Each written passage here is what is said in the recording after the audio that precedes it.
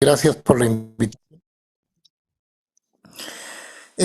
Durante los siguientes 40-45 minutos vamos a conversar de una enfermedad que es importante, en el Perú es muy frecuente, causa mucha patología neurológica, es una causa mayor de epilepsia. Pero antes que empecemos, me gustaría empezar diciéndoles que lo que yo les voy a presentar no es trabajo personal. Nosotros tenemos un grupo muy grande de gente que trabaja en investigación en cisticercosis desde ya casi 40 años atrás, y el grupo que llamamos el Grupo de Trabajo en Cisticercosis en Perú involucra gente en diferentes especialidades, desde médicos, neurólogos, infectólogos, biólogos, veterinarios, epidemiólogos. Tenemos gente que hace cosas tan extrañas como el modelamiento de moléculas in silico para ver nuevos antígenos o nuevas vacunas, o gente que hace modelos matemáticos de transmisión. Y entre todos tenemos la suerte de formar una red muy potente que yo diría, sin falsa modestia, lidera la investigación en cisticercosis en el mundo. A la fecha tenemos, diría yo, casi 400 artículos en revistas internacionales, y el trabajo es de todos como un grupo, y lo que yo les voy a presentar es lo que estamos haciendo en grupo. La siguiente, por favor.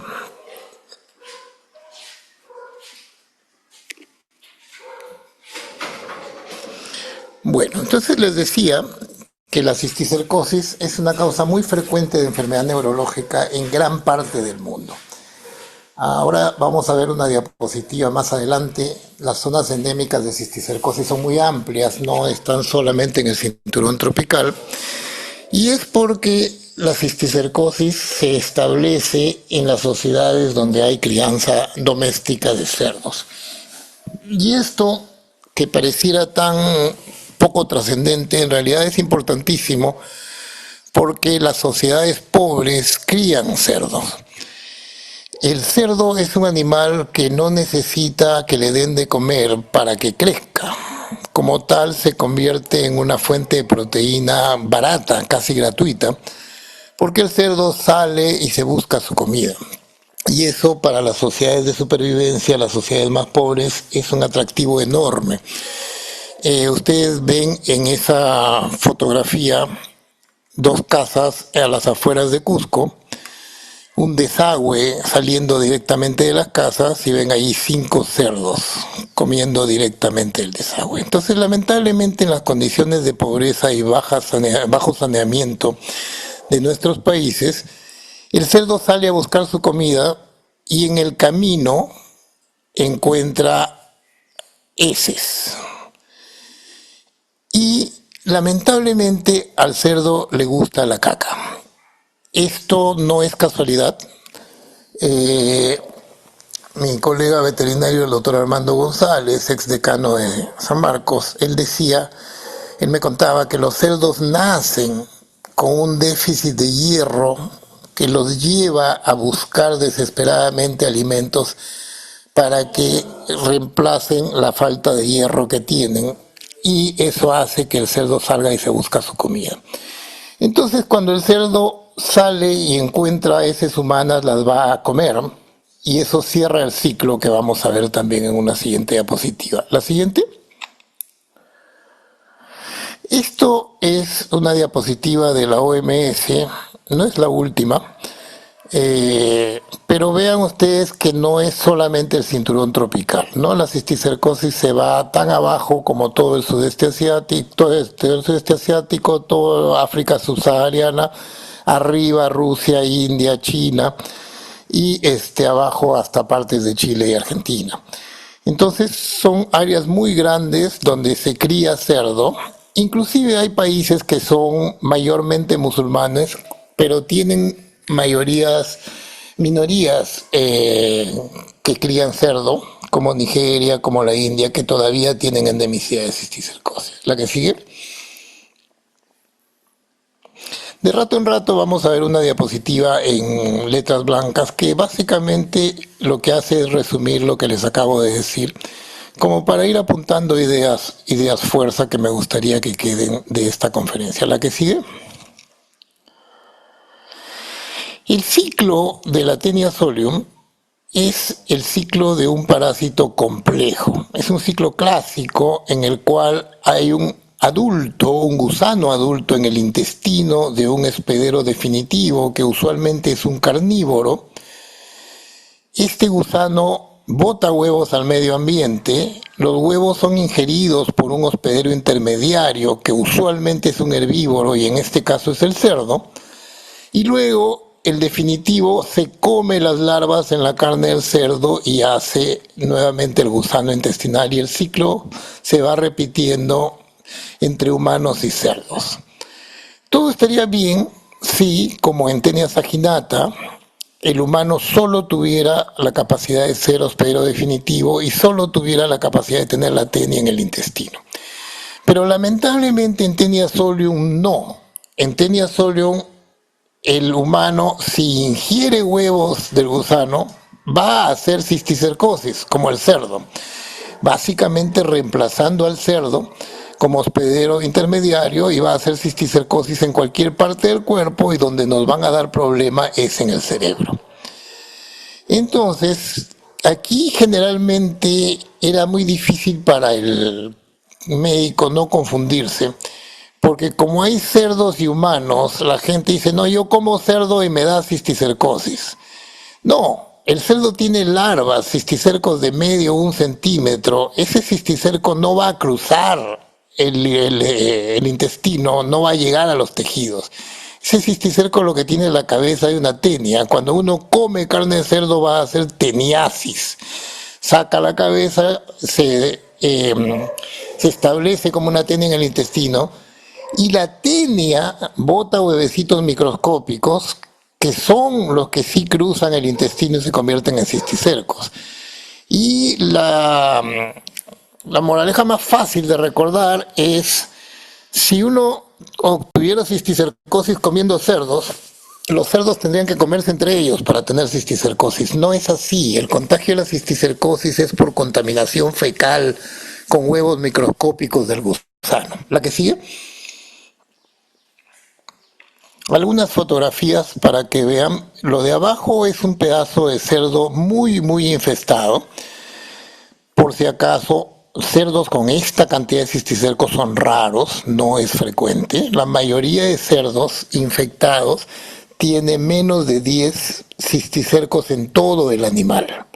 Este obviamente es un cerdo que tenía miles de cisticercos. Ustedes pueden ver allí los quistecitos, y el puntito blanco que hay en cada quiste es la cabeza del gusano, que está envuelto en una bolsita de membrana parasitaria llena de líquido. ¿La que sigue? Aquí los vemos mejor, ya bañaditos para la foto. Cada cisticerco es una bolsita de membrana parasitaria que contiene la cabeza de un gusano. Cuando uno se come un pedazo de cerdo contaminado con cisticerco, un buen pedazo de chicharrón mal cocinado, por ejemplo, y esto se digiere en el intestino, primero con el ácido gástrico y luego con los jugos intestinales, la que sigue, el gusano saca la cabecita y la cuelga del intestino. Y aquí los voy a aburrir un par de minutos hablando de las características biológicas del gusano y de los céstodos, porque en realidad son muy interesantes. Este es un gusano chato, plano, que mide entre 2 y 4 metros y que vive en el intestino humano colgado de la cabeza. No tiene brazos para agarrarse, no tiene manos, solamente vive colgado de la cabeza, y es una cinta muy larga que está en un tubo intestinal que se mueve, que tiene contenido líquido y semisólido, y tiene que sobrevivir. Entonces la naturaleza le ha dado una serie de artefactos evolutivos interesantísimos. Primero, ha asegurado que la cabeza no se descuelgue. Le ha puesto 4 chupones musculares y una corona de ganchos que hace que esto se ancle en la mucosa y no se salga fácilmente. Segundo, La reproducción celular de este parásito ocurre aquí, a nivel del cuello del parásito. Las células reproductivas del gusano adulto se multiplican a nivel del cuello y van formando pedacitos que se llaman proglótidos. ¿Y esto por qué es importante? La siguiente.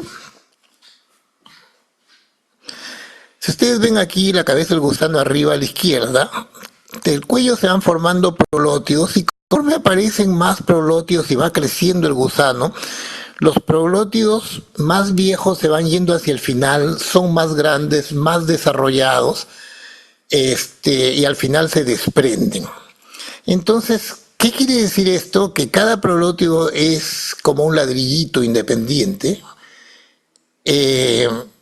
pero quiere decir que si el gusano se rompe, no le pasa nada más allá de que pierde parte de lo que llamamos la estróbila, porque va a seguir reproduciendo nuevos proglótidos a partir del cuello. Y bueno, entonces este gusano tiene un sistema neurológico muy rudimentario, tiene un sistema digestivo otra vez muy interesante, porque como es una cinta muy larga, lo que ha hecho es no tiene tubo digestivo, ha volteado la absorción y ingiere los nutrientes a través del tegumento de la piel para que la parte distal pueda sobrevivir tanto como la parte más cercana al gusano. Y tiene un sistema reproductivo completamente desarrollado. Y no olvidemos que Taenia solium en general es un solo gusano. Un solo gusano hermafrodita que tiene órganos sexuales masculinos y órganos sexuales femeninos y se autofertiliza. Los proglótidos que ustedes ven aquí a la derecha son proglótidos grávidos, están embarazados, llenos de un útero conteniendo huevecitos microscópicos que van a causar cisticercosis. La que sigue.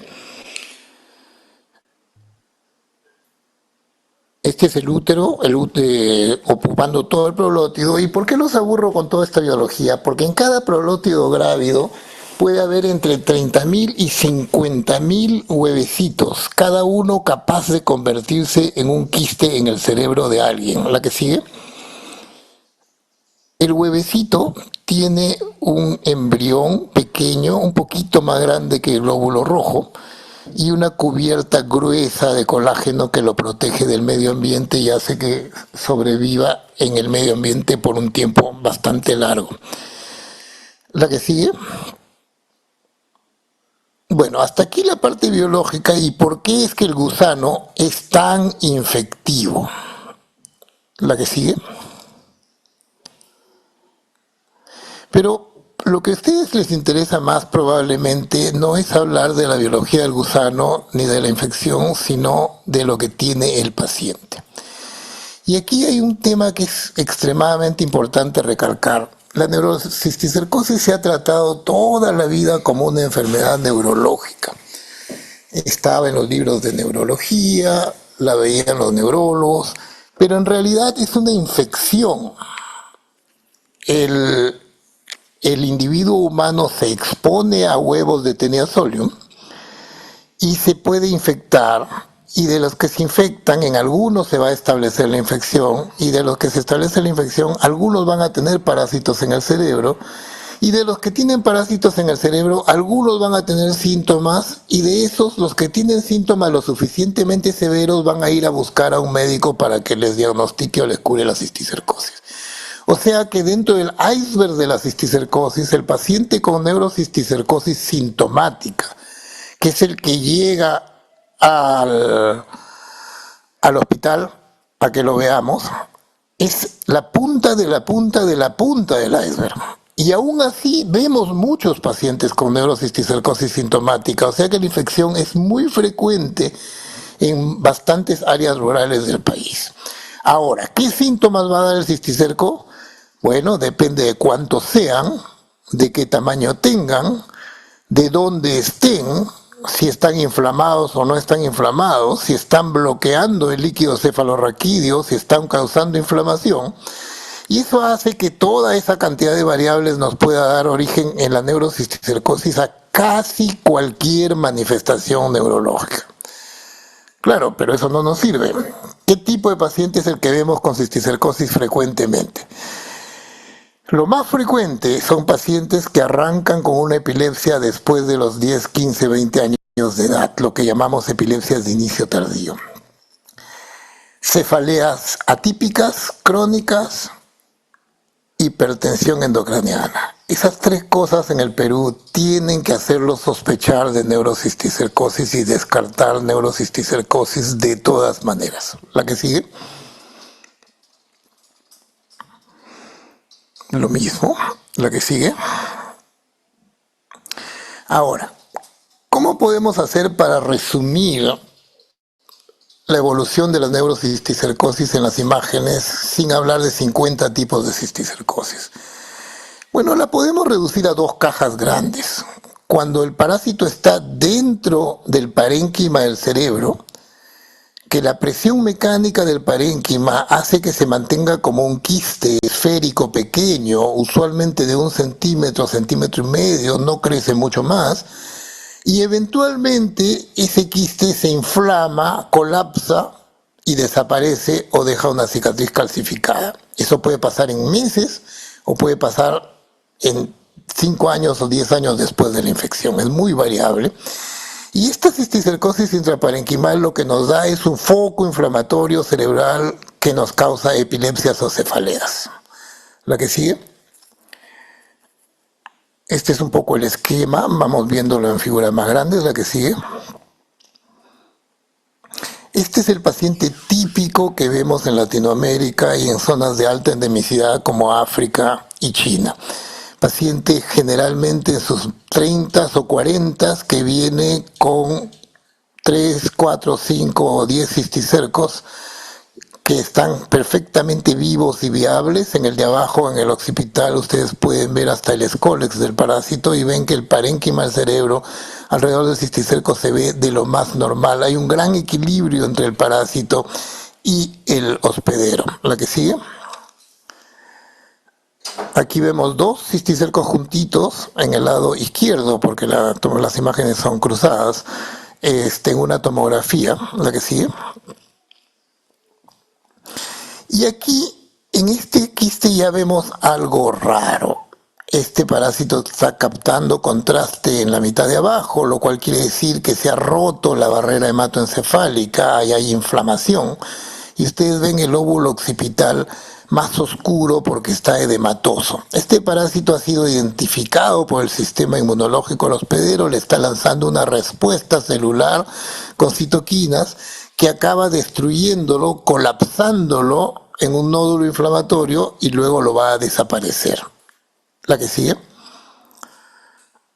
Aquí ya vemos lo que se llama un nódulo inflamatorio, la literatura gringa lo llama lesión captadora de contraste, aquí son dos realmente uno junto al otro. Esto es un dilema diagnóstico muy complejo porque hay muchas cosas que pueden causar un nódulo inflamatorio cerebral. En países pobres generalmente es primero cisticercosis, segundo tuberculosis. En países industrializados cambia completamente y lo más frecuente son tumores. La que sigue. Y luego desaparece y en aproximadamente la mitad de los casos queda una cicatriz calcificada como una cabecita de fósforo, que todavía puede ser foco de crisis epilépticas. La que sigue. Bueno, eso cuando el cisticerco está dentro del parénquima del cerebro. Pero cuando está afuera del parénquima, sea en los ventrículos o sea en el espacio subaracnoideo, allí es mucho más complejo el asunto. Esta enfermedad es mala. Evoluciona, crece, prolifera la membrana, que es una cosa contranatural porque los quistes parasitarios no están hechos para crecer. Por alguna razón hay un clic equivocado en el desarrollo celular del parásito subaracnoideo y la membrana crece, infiltra, invade, bloquea la circulación del líquido cefalorraquídeo, causa una aracnoiditis crónica y lo que hace es causar hipertensión endocraniana y está todavía lamentablemente asociada a mortalidad en pleno siglo XXI. La que sigue. Aquí ven ustedes un quiste ventricular perfectamente delimitado con su escólex. La que sigue. Aquí ven una masa quística en la cisura de Silvión. Esto no es un solo quiste, esto es un crecimiento de membrana parasitaria lleno de líquido, como una agrupación de membrana y líquido, que se comporta como una tumoración de crecimiento lento, benigna, pero grande, la que sigue. Y esta es la peor de todas. Cuando la cisticercosis está en la base del cerebro, en las cisternas de la base, infiltra los espacios y bloquea la circulación de líquidos cefalorraquídeos, se mete por todas partes. Y esto los libros antiguos lo llamaban cisticercosis racemosa, porque parece un racimo de uvas. La que sigue. Aquí ven la patología. Todo esto es la base de un cerebro con un magma inflamatorio, una aracnoiditis crónica de membrana parasitaria. Y lo que ven ustedes como quistecitos no son quistes individuales, es líquido atrapado dentro de la membrana parasitaria. Y esto a los antiguos les parecía un racimo de uvas y lo llamaban cisticercosis racemosa. Todavía mucha gente sigue llamando a la cisticercosis subaracnoidea cisticercosis racemosa. Y este es un tipo de cisticercosis, como les digo, muy proliferativa, muy agresiva, que sigue matando al paciente. La que sigue. Entonces, en 3 o 4 minutos hemos visto 9 o 10 pacientes, cada uno diferente de los otros, y que tienen un diferente pronóstico, tienen un diferente enfoque terapéutico, y para complicarnos más la vida, también van a tener un diferente enfoque diagnóstico. Porque la serología no va a ser igual en un parásito vivo que en un parásito muerto, y porque la tomografía puede ser mejor en un parásito calcificado que la resonancia, y la resonancia puede ser mejor que la tomografía en la mayoría de los otros escenarios. Entonces el diagnóstico es complejo. ¿La que sigue?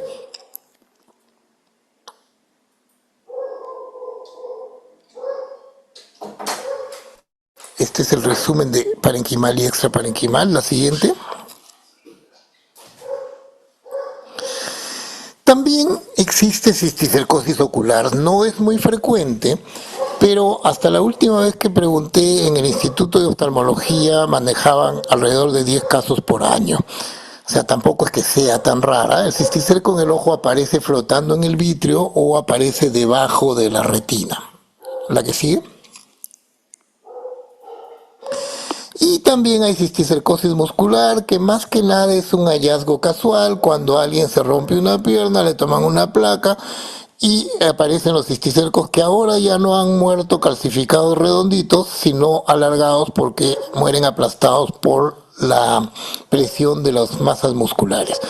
La cisticercosis muscular y la subcutánea se utilizaba para marcar el diagnóstico. O sea, tenemos un paciente con epilepsia y aparece un cisticerco subcutáneo o aparece una calcificación en la placa, ya nos orienta a la neurocisticercosis.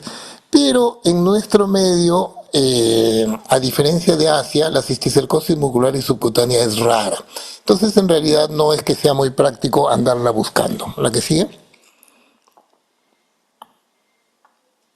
¿Cómo diagnosticamos la cisticercosis? Mi amigo Oscar del Bruto en Ecuador tiene una carta de criterios diagnósticos que se publicó por primera vez en 1990, me parece, y la última en el 2017, y es muy práctica para homogenizar el diagnóstico entre diferentes centros, hospitales, países, realidades. Para efectos prácticos, uno puede resumir esta carta de diagnóstico en que el diagnóstico de la cisticercosis debe hacerse por imagen cerebral, sea tomografía o resonancia, y debe confirmarse por serologías de alto rendimiento, sea anticuerpos o antígenos. ¿La que sigue? ¿Por qué la base del diagnóstico es la neuroimagen? Porque no solamente queremos saber si el paciente tiene anticuerpos a cisticercosis o si tiene antígeno del parásito circulando, sino que también necesitamos saber ¿Cuántos parásitos tienen el cerebro? ¿Dónde están? ¿De qué tamaño son? ¿Nos está dando un problema quirúrgico? ¿Vamos a tener problemas si le metemos antiparasitario?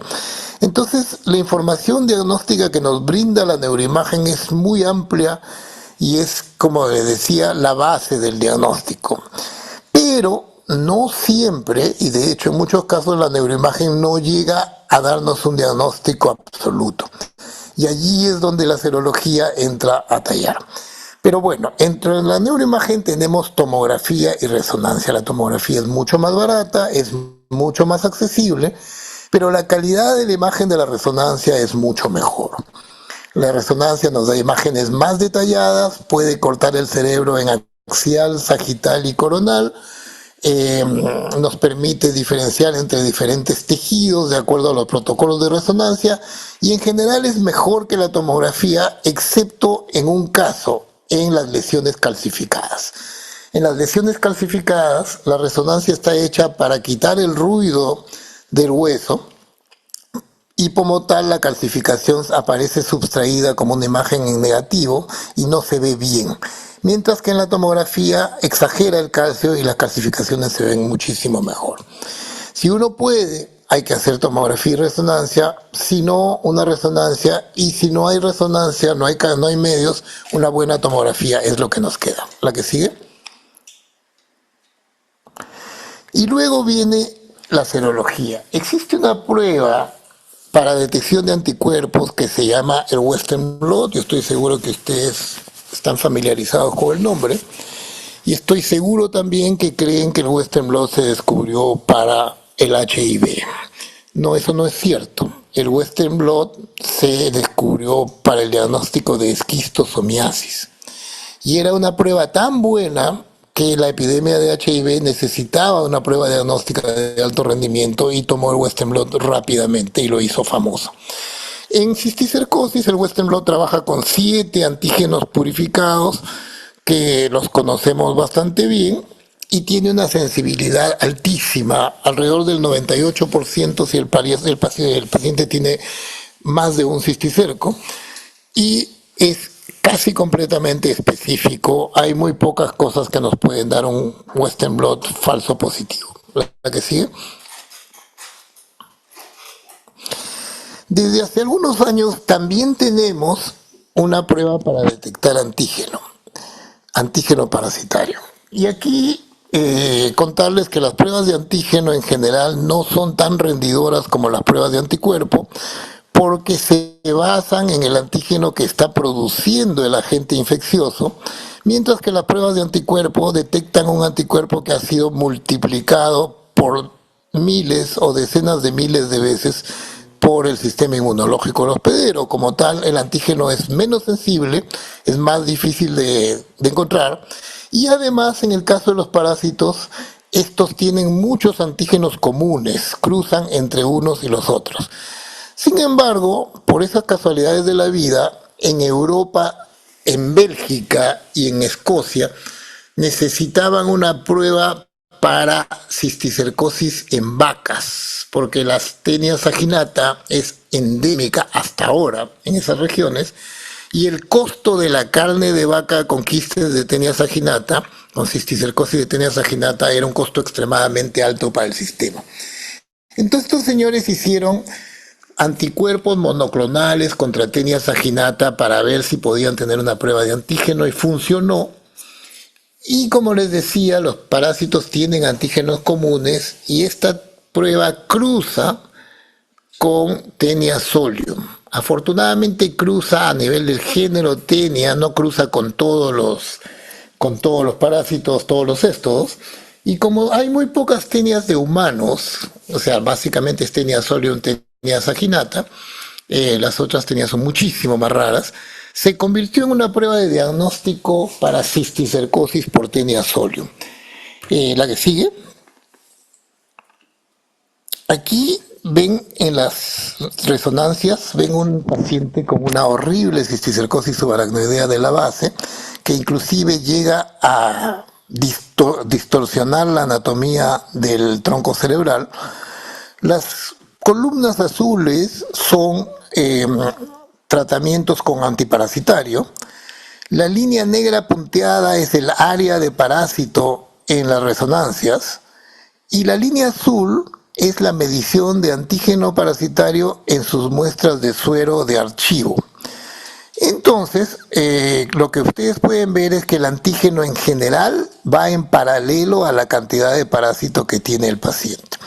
Nosotros estamos usando cada vez más la prueba de antígeno para hacerle seguimiento a los pacientes, y si el paciente va clínicamente bien, su antígeno está en bajada, le salvamos al paciente imágenes innecesarias. Nos sirve como una excelente prueba de monitorización. La que sigue. Entonces aquí el resumen es neuroimagen apoyada en serología y las pruebas de detección son el Western blot y el ELISA con anticuerpos monoclonales. ¿Cuál es el problema? El problema es que el Western blot es muy difícil de conseguir, cuesta un montón de plata en laboratorios particulares cuando se lo encuentra, y la prueba de antígeno no está disponible aparte de centros de investigación.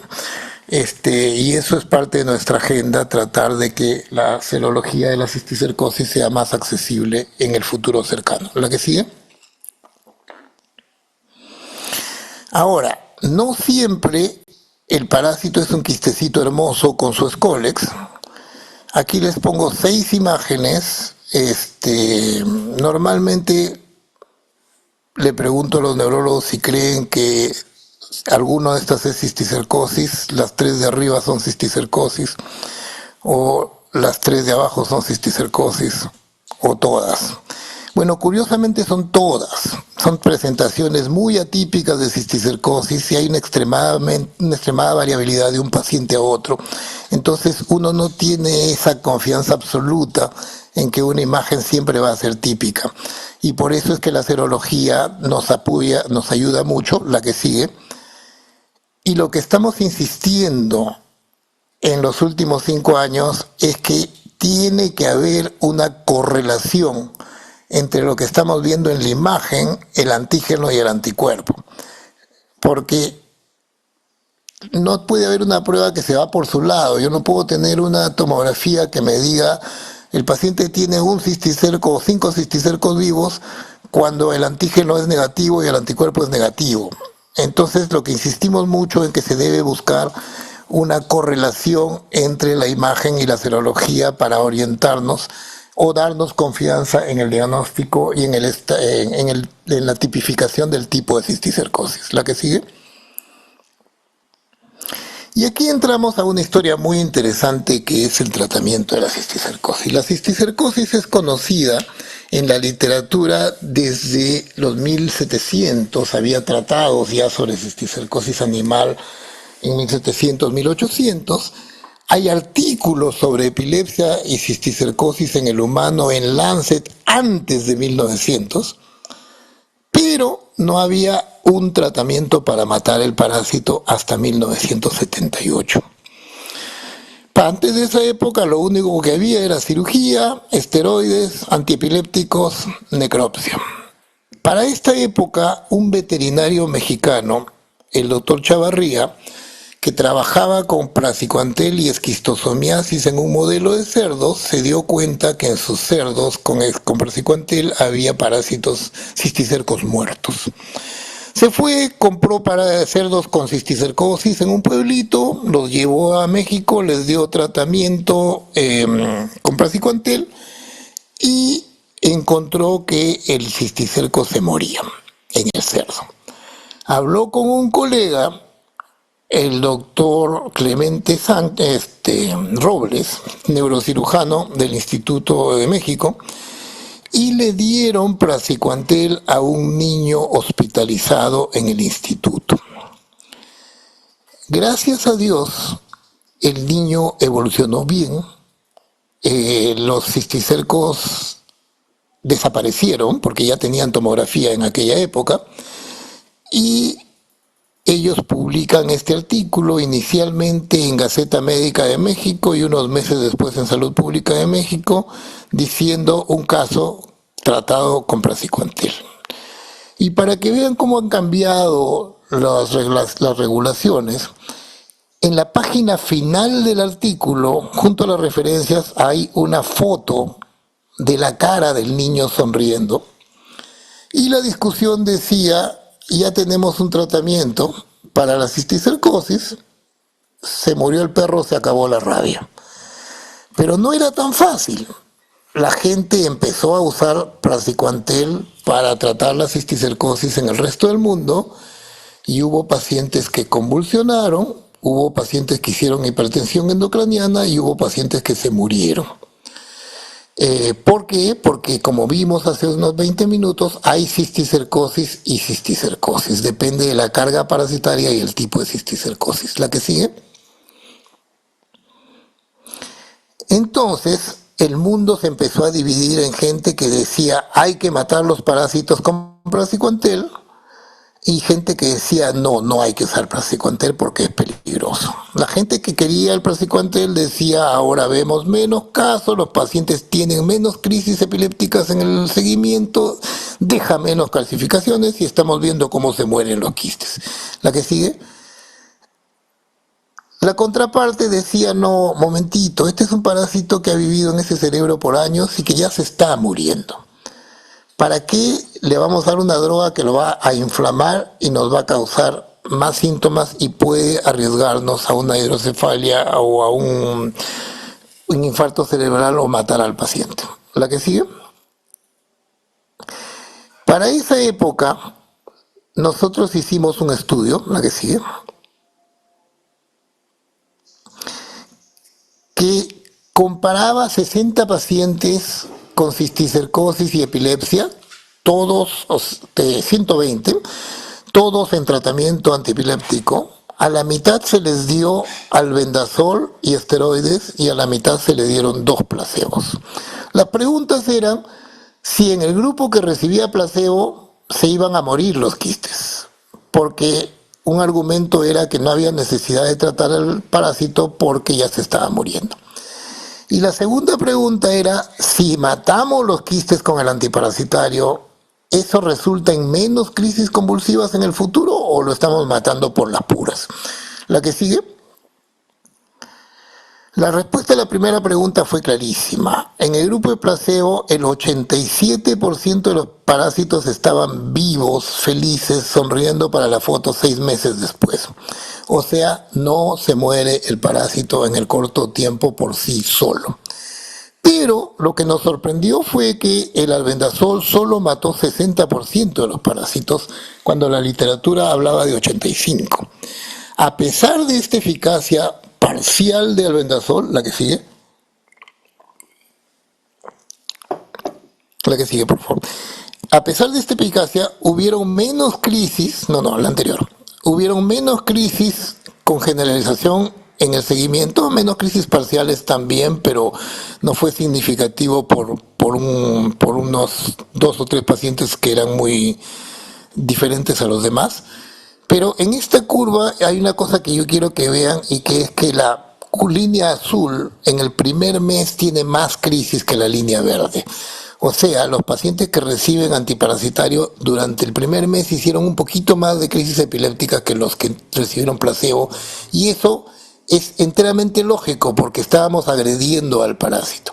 Pero a largo plazo hay mucho menos crisis con generalización en los pacientes que recibieron albendazol. Y ojo, aquí no están separados en los que se curaron contra los que no se curaron, sino los que recibieron contra los que no recibieron. Si separamos los que se curaron contra los que no se curaron, la diferencia en crisis es mucho más marcada. La que sigue.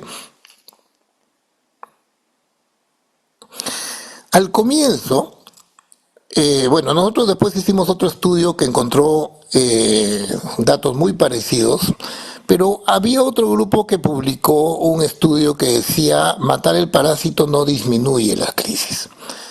Pero unos años después publicaron un reanálisis de sus datos diciendo hemos reanalizado nuestros datos y efectivamente los que reciben antiparasitario tienen menos crisis con generalización a futuro.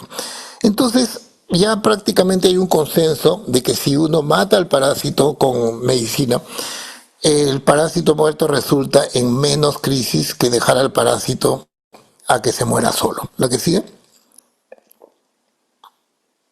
¿La que sigue? La- el resumen de nuestra posición es que en general usar antiparasitarios es positivo en la mayoría de pacientes, pero hay que definir el paciente, cada paciente es un mundo, y muy importante es que el paciente está aquí porque tiene epilepsia, tiene cefalea, tiene hipertensión endocraniana. Hay que priorizar el manejo de la condición que lo trae. El cisticerco ha estado ahí por años, o por décadas inclusive. Lo que hay que hacer es primero manejar el síntoma y luego decidir sobre si queremos entrar a matar al parásito o no. Nunca es una emergencia entrar a usar tratamiento antiparasitario en neurocisticercosis. ¿La que sigue? ¿La que sigue? Cuando el parásito está en el ventrículo, hay que sacarlo con neuroendoscopía, que ha probado en los últimos 20 años ser muy bueno, con muy poca morbilidad y un excelente pronóstico. ¿La que sigue? ¿A dónde vamos? A mejorar la disponibilidad de la serología, a definir cuánto tiempo de tratamiento antiparasitario se necesita. Estamos trabajando más y más en combinar albendazol y praziquantel, definir cuánto tiempo de esteroides, y una cosa interesante ha sido que la cirugía ha entrado a jugar un rol cuando uno esperaría que en otras condiciones cada vez haya menos cirugía. La siguiente.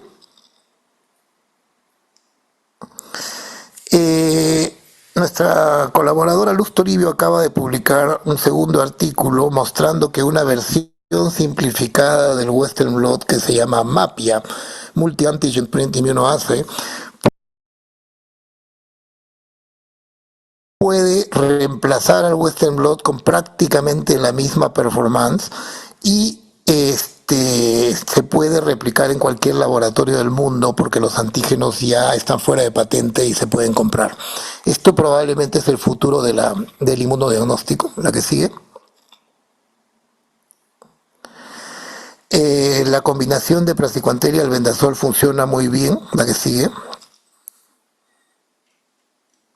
Y parece ser que si diéramos un poquito más de esteroides, al menos en el primer mes, nos iría mejor. Todo esto es trabajo en progreso. La que sigue.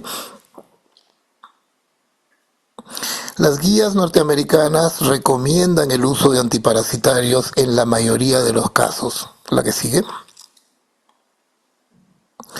Y una cosa que les decía que es muy interesante es que antes en cisticercosis solamente se usaba la cirugía para poner una válvula o para sacar un parásito que estuviera en un solo sitio. Si el paciente tenía cisticercosis subaracnoidea en varios sitios, la conclusión era no, ¿para qué vamos a entrar? No vamos a abrir 3 o 4 veces ese cerebro. Hay que dar antiparasitarios y comernos el riesgo de la hipertensión endocraniana. La que sigue,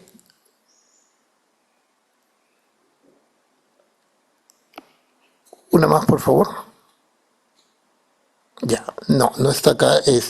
Los neurocirujanos del Instituto Nacional de Ciencias Neurológicas, el 2024, publicaron una serie de 24 pacientes en los cuales han entrado a sacar masas parasitarias con una cirugía de microtreplanación, 8 milímetros de trépano, paciente despierto, 1 hora y media de cirugía, y sacan una cantidad de parásito, lo cual permite tener un paciente mucho más estable para entrar con antiparasitarios después. Entonces sí se está abriendo un rol para lo que sería cirugía de disminución de volumen parasitario. No esperamos que sea curativa, pero sí que nos devuelva el paciente en mejores condiciones para recibir antiparasitario. Y bueno, ¿qué estamos haciendo en investigación? Buscar uso de diagnósticos, definir mejores manejos de la cisticercosis aracnoidea, trabajar con modelos animales, sobre todo para ver si podemos encontrar el origen de los circuitos epileptogénicos en la cisticercosis. La que sigue. La que sigue. La doctora Verástegui en Cayetano tiene un modelo interesantísimo en donde cultivan el embrión del huevo de Tenia solium y lo llevan hasta el cisticerco temprano, la que sigue. Ese modelo es interesante porque nos permite seguir en el embrión cómo va cambiando de expresión de antígenos y de RNA conforme va desarrollando sus circuitos metabólicos, y esto nos permitiría eventualmente llegar a nuevos diagnósticos o vacunas, la que sigue. Ellos mismos tienen un modelo de cisticercosis en rata que responde antiparasitario y nos permite estudiar epilepsia en ratas, la que sigue. Aquí ven cerebro de rata con su cisticerco y la microscopía del cisticerco, que es idéntica a la del humano, la que sigue. También tenemos un modelo de cisticercosis en el cerdo, en el cual se infecta por inyectándole las oncósferas en la carótida. Y este modelo lo estamos usando más y más para tratar de entender el desarrollo de la epilepsia en el cerebro humano, la que sigue.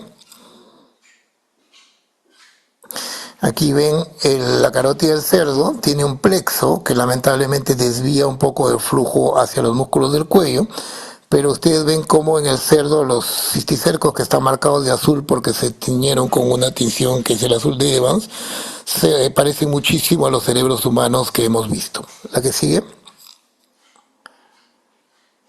Como les decía, esperamos que la cisticercosis y sobre todo nuestros modelos animales nos den luces sobre la epileptogénesis, que es un proceso muy poco conocido en el humano. La que sigue. La que sigue.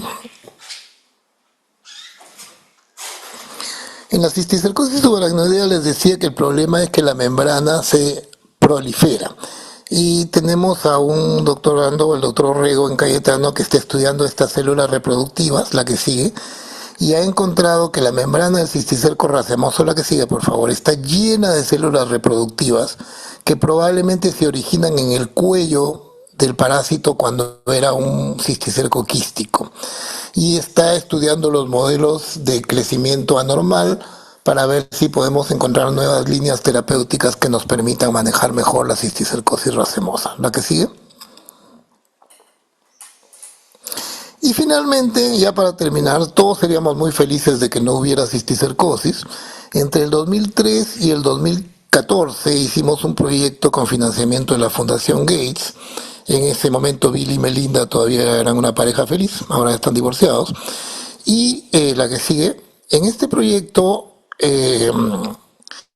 utilizamos todas las herramientas que existían en ese momento para tratar de encontrar una estrategia que nos permite entrar a un pueblo y cancelar la transmisión de la cisticercosis. La que sigue.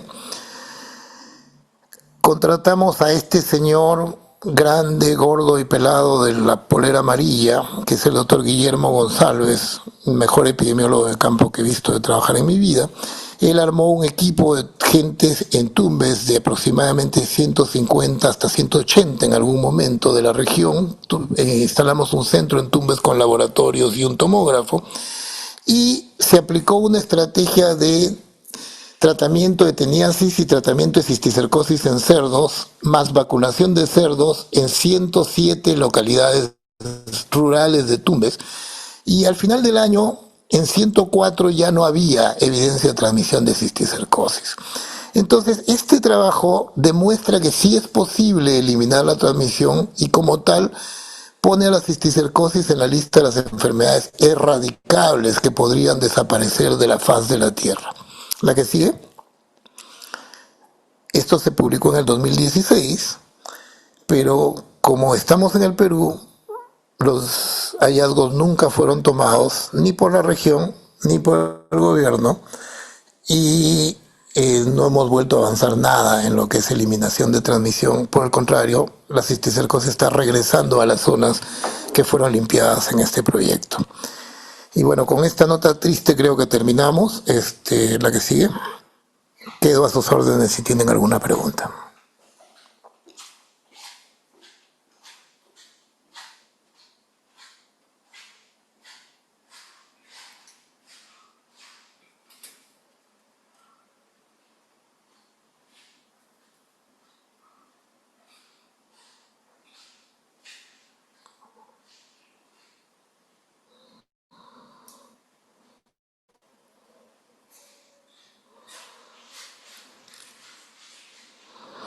Doctor, Si tenemos no una tienen ninguna pregunta en el chat. pregunta o si son muy tímidos para preguntar, mi correo lo pueden encontrar en cualquiera de las publicaciones. Siéntanse libres de escribirme, por favor.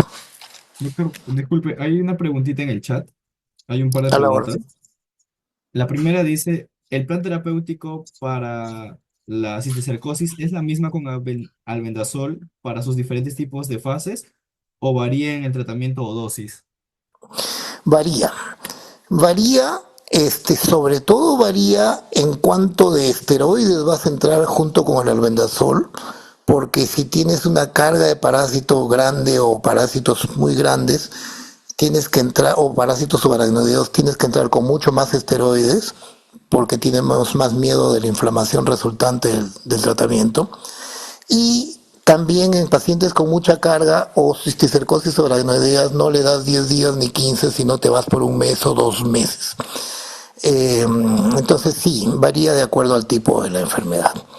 Aquí veo que dice si existe la resistencia a praziquantel. En Tenia solium no.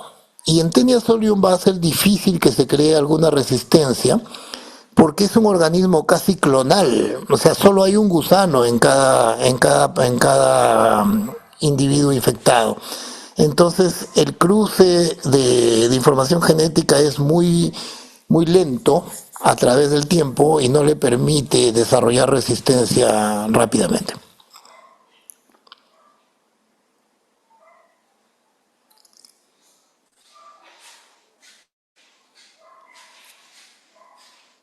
Creo que eso serían todas las preguntitas, doctor. Muy bien, muchas gracias por su ponencia. Y, Al ahorita contrario, gracias a ustedes por la invitación. no, ahorita le vamos a estar presentando su certificado, doctor, de parte del comité organizador del curso y también de parte de la promoción 2022 también. Muchas gracias. Muchas gracias. ¿Se supone que le tengo que tomar foto o me lo mandan por correo? Eh, Se lo mandamos por correo, doctor. No se Mejor preocupe. me lo mandan por correo. Sí, Gracias, también, igual es chicos. para que haya una evidencia también de que le estamos mostrando su certificado. Muchas gracias. Cuídense. Hasta luego, doctor. Hasta luego.